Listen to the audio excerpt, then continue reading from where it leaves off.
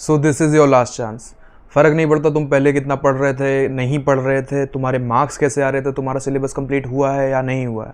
फ़र्क सिर्फ इस चीज़ से पड़ता है कि तुम आने वाले 1 महीने में क्या करते हो। और मेरी बात नोट करके रख लो कि अगर आने वाले 1 महीने में तुम डेडिकेटेड होकर पढ़े तो तुम्हारा सिलेक्शन होने से कोई भी नहीं रोक सकता। So myself Devraj Tiwari and I am a 3rd year MBBS student of KGMU Lucknow. मेरी नीट 2023 में ऑल इंडिया रैंक 1625 आई थी। तो तुम्हारे मन में सबसे पहला सवाल ये होगा कि क्या सच में ये चीज़ पॉसिबल है। तो हाँ, ये चीज़ पॉसिबल है एंड इस चीज़ के मेरे पास बहुत सारे एग्जांपल्स हैं कि जब मैं प्रिपरेशन कर रहा था उस टाइम पे मेरे मार्क्स, जब जैसे सिलेबस मॉक टेस्ट शुरू हुए थे, मेरे मार्क्स एकदम से बहुत ज़्यादा ड्रॉप हो गए थे। बट उस चीज़ की टेंशन ना लेते हुए मैंने कंटिन्यू किया, अपनी गलतियों को देखा, समझा एंड इम्प्रूव करने की कोशिश करी, जिसके बाद मेरे मार्क्स नॉर्मल पे आ गए। बट ऑन द कॉन्ट्ररी बहुत सारे बच्चे ऐसे भी थे जो मेरे साथ के फ्रेंड्स थे, उनके पूरे साल बहुत ज़्यादा अच्छे नंबर नहीं आ रहे थे, जस्ट एवरेज मार्क्स आ रहे थे, इतने कि उनका नीट में सिलेक्शन नहीं होगा, वो यही सोचते रहते थे। बट स्टिल उनने लास्ट के 1 महीने पे इतने सारे एग्ज़ाम्स दिए और अपने आप को इम्प्रूव करते गए, जिसकी वजह से उनका जो स्कोर है 650+ आया। तो बेसिकली द पॉइंट इज़ कि अभी भी टाइम है, अगर आप अच्छे से प्रिपरेशन करते हैं, डेडिकेटेड रहते हैं तो सिलेक्शन पक्का है। तो अब तुम लोग मुझसे पूछोगे कि हमारी अगले 1 महीने के लिए स्ट्रैटेजी क्या होनी चाहिए कि हम अपना सिलेक्शन गारंटी कर पाएँ। तो अगर मैं तुम्हारी जगह होता तो मैं क्या करता, मैं तुम्हें वो चीज़ बताता हूँ।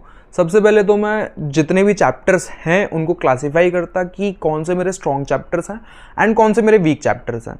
तो जो भी मॉक टेस्ट देने के बीच में मेरे को टाइम मिलेगा, उसके बीच में मैं क्या करूँगा, ये जो मेरे वीक चैप्टर्स हैं उनको मैं अपने स्ट्रॉन्ग चैप्टर्स में कन्वर्ट करने की कोशिश करूँगा। मुझे एकदम कोई PhD नहीं कर लेनी है किसी सब्जेक्ट में।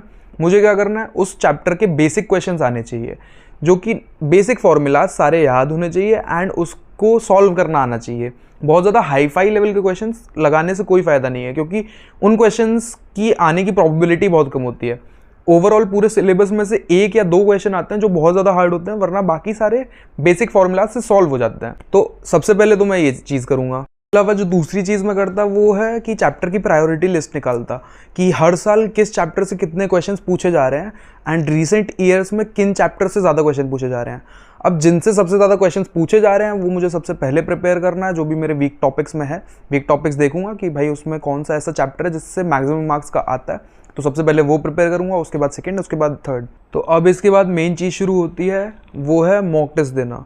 मॉक टेस्ट जो भी हैं तुम्हारे फुल सिलेबस मॉक टेस्ट तुम्हें देते रहने हैं 3 से 6 दिन के गैप पे। तो मान लो तुम्हें बहुत ज़्यादा प्रिपरेशन की ज़रूरत है तो तुम 6 दिन के गैप पे दे सकते हो। अगर तुम्हें मीडियम ज़रूरत है तो फिर 4 से 5 दिन के गैप पे इट इज़ इनफ। ठीक है, तो इतने में तुम्हारे मेजॉरिटी मॉक टेस्ट भी हो जाएंगे एंड उसके बीच में तुम्हें इतना टाइम भी मिल जाएगा कि तुम बहुत अच्छे से प्रिपेयर कर पाओ। और जो ये बीच का टाइम है, इसमें तुम्हें क्या करना है, जो तुमने वीक और स्ट्रॉन्ग टॉपिक्स निकाले थे, जो वीक टॉपिक्स हैं उनको स्ट्रॉन्ग में कन्वर्ट करने की कोशिश करनी है, और जो स्ट्रॉन्ग हैं उन्हें रीइंफोर्स करना है कि वो और अच्छे हो जाएं तुम्हारे, कि उनमें से कोई भी क्वेश्चन है कभी भी मिस नहीं होना चाहिए, हमेशा 100% एक्यूरेसी के साथ अटेम्प्ट करना चाहिए। उसके अलावा ये जो टाइम है उसमें तुम्हें मेनली एनालिसिस भी करना है।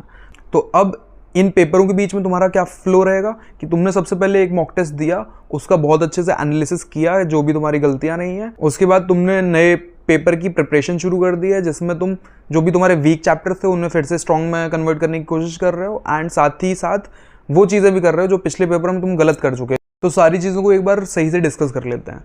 सबसे पहले हम बात करते हैं मॉक टेस्ट की। मॉक टेस्ट का तुम्हारा मेन ऑब्जेक्टिव क्या रहना चाहिए कि तुम्हें टाइम और प्रेशर मैनेज करना आना चाहिए। जितने ज़्यादा तुम मॉक टेस्ट दोगे उतना ज़्यादा तुम अच्छे से टाइम और प्रेशर मैनेज करना सीखोगे। दूसरी चीज़ है, पेपर तुम्हें राउंड्स में करना सीखना है, जिसके लिए मैं एक और वीडियो बना चुका हूँ, वहाँ जाके तुम देख सकते हो कि कैसी स्ट्रैटेजी होती है। बट मैं एक ब्रीफ में बता देता हूँ कि पेपर 3 राउंड में अटेम्प्ट किया जाता है और हर सेक्शन के बाद तुम्हें पेपर चेक करना होता है, जिससे तुम्हारी जो स्पीड है वो बहुत ज़्यादा अच्छी हो जाती है और एक्यूरेसी भी बहुत ज़्यादा अच्छी हो जाती है। जो बात ये आती है कि ये मॉक टेस्ट जो हैं वो आखिर लगाने कहाँ से हैं। तो अगर आपके पास किसी कोचिंग का सब्सक्रिप्शन है तो तुम वहाँ से जाके लगा सकते हो, वरना एक ऐप है नीटिफाई करके, जहाँ पर तुम्हें फ्री में मॉक टेस्ट मिल जाएंगे काफ़ी सारे, उस पर जाके अटेम्प्ट कर सकते हो। Link is given in the description, तुम जाके चेकआउट कर सकते हो। काफ़ी अच्छा ऐप है, मैंने खुद ने ट्राई किया है, मैंने खुद ने इस पर वर्क भी किया है। अगली चीज़ है analysis. Analysis is one of the most important part, तुम मानो चाहे ना मानो, उसमें भले ही तुम्हारा ज़्यादा टाइम लगे but analysis is a must. इसमें तुम्हें बाकी लोगों की तरह नहीं करना है कि एक गलती तुमने अपनी एक नोटबुक में लिख ली और उसको बार बार रट रहे हो। नहीं, ये एनालिसिस का पार्ट नहीं है। एनालिसिस असली में ये है कि तुमने अपना पेपर देखा एंड तुम आइडेंटिफाई कर रहे हो कि तुम्हारी किस टाइप की मिस्टेक्स हो रही हैं, bit silly mistakes, conceptual mistakes, या फिर कैलकुलेशन मिस्टेक्स, बहुत सारी तरह की मिस्टेक्स हो सकती हैं। तो एनालिसिस के लिए मैं एक और सेपरेट वीडियो बना चुका हूँ, उसको जाके देख सकते हो। वरना इसमें मैं बता देता हूँ कि तुम्हें करना क्या है, अपने जो भी क्वेश्चंस हैं उनको मार्क करो, जो भी गलत हुए हैं। अब उनके सामने लिखो कि यार गलती किस तरह की हुई है मेरी, सिली मिस्टेक है, कॉन्सेप्चुअल मिस्टेक है, कैलकुलेशन मिस्टेक है, या फिर जिस भी टाइप की तुम मिस्टेक सोच सकते हो। अब तुम देखो कि किस टाइप की मिस्टेक तुम्हारी सबसे ज़्यादा हो रही है एंड वो चीज़ तुम्हें सॉल्व करनी है।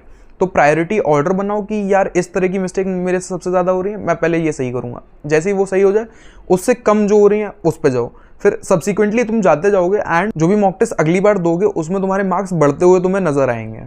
तो analysis is a important part, और एनालिसिस करने के लिए एक बहुत अच्छा टूल जो कि एनालिसिस शीट है, जो कि मैंने खुद बनाई है, उसकी भी लिंक मैंने डिस्क्रिप्शन में दे दी है, तुम जाके चेकआउट कर सकते हो। अब तीसरी चीज़ ये है कि जो 2 मॉक टेस्ट हैं उनके बीच में जो एक्स्ट्रा टाइम बचा हुआ है उसमें क्या करना है। तो जैसा कि मैंने पहले बताया कि तुम्हें अपने वीक चैप्टर्स को स्ट्रॉन्ग में कन्वर्ट करना है। उसके अलावा जो भी पिछले पेपर में गलतियाँ हुई हैं उनको सुधारना, जो तुमने एनालिसिस किया है उसके बेसिस पर क्या तुम्हें इम्प्रूव करना है उस पर वर्क करना। तो ये सारी चीज़ें तुम्हें करनी है। रिपीट मोड पर शुरू हो जाओ, बिना सोचे समझे बस ये सारी चीज़ें रिपीट करते जाओ and you will see the results. Result की टेंशन करना छोड़ दो, स्ट्रेस लेना छोड़ दो एंड तुम्हारा सिलेक्शन पक्का हो जाएगा। And do like this video अगर तुम्हें ये वीडियो अच्छी लगी, और नीटिफाई की लिंक डिस्क्रिप्शन में है, उसको चेकआउट करना मत भूलना। फ्री है और काफ़ी अच्छा ऐप है, एक बार ट्राई आउट कर सकते हो।